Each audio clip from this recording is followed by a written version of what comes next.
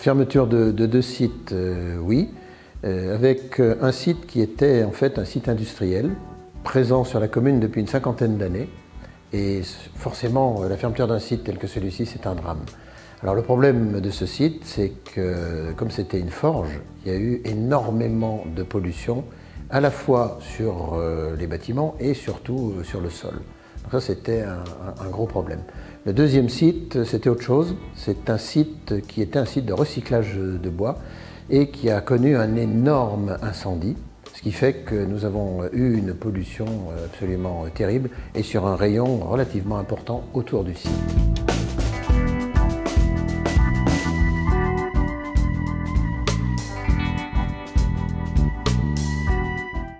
Alors, sur le site de Vital, donc le recyclage de bois, la pollution était telle qu'il a fallu de toute façon, avant toute chose, nettoyer, dépolluer autant que ce soit possible.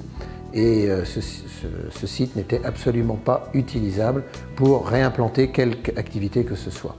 Donc il y a eu des réflexions et avec les services de l'État, il a été décidé d'installer ce qu'on appelait à ce moment-là une ferme photovoltaïque, donc sur environ 7 hectares. Et sur les forges de la Bec, c'est moi qui ai fait la proposition de racheter ce site pour 1 € symbolique en disant on prend tout en charge et nous allons essayer de le réhabiliter.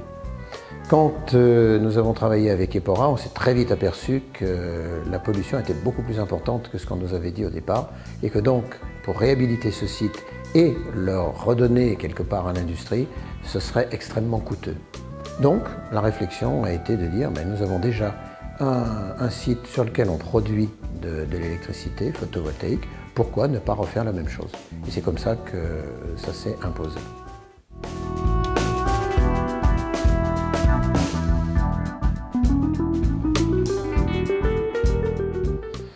Eh bien, nous avons beaucoup travaillé avec Epora, en fait, et lorsque la décision a été prise de se tourner vers la production photovoltaïque, à ce moment-là, on a pris contact avec des gens dont c'est le métier, et on s'est dit on va faire de toute façon, parce que c'est aussi dans les procédures, on va lancer un appel d'offres et nous verrons bien comment ça va tourner.